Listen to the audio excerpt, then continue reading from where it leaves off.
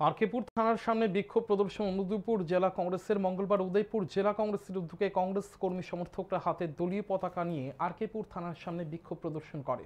নেতৃত্বে ছিলেন উদয়পুর জেলা কংগ্রেস সভাপতি টিটন পাল। তিনি সংবাদ মাধ্যমের মুখোমুখি হয়ে জানান, 21 জুন মাতাবাড়ি বিধানসভা কেন্দ্রের দাতারাম বাজারে কংগ্রেস দলের যোগদান সভা ছিল। সেই সভায় বিধায়ক সুদীপ রায় বর্মন উপস্থিত ছিলেন।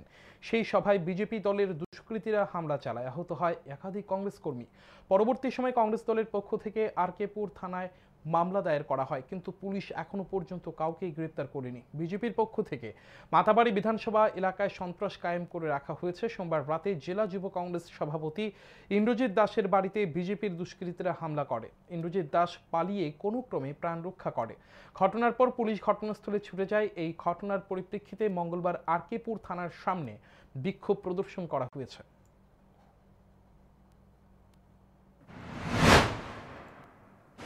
যেখানে পুলিশ দাঁড়িয়ে দেখেছে সমস্ত ঘটনা, কারা দুষ্কৃতিকারী, কারা হামলা করেছে, কারা রক্তাক্ত করেছে, তারপরও এই মিথ্যা মামলা সেখানে প্রত্যাহার করার জন্য সেখানে আমরা দাবি করছি। অবিলম্বে ভারতীয় জনতা পার্টির নেতৃত্বকে সেখানে অনুরোধ করব, এই উদয়পুর মহকুমার যে ঐতিহ্য ছিল, রাজনৈতিক সংস্কৃতি ছিল, সেটা ফিরিয়ে আনুন।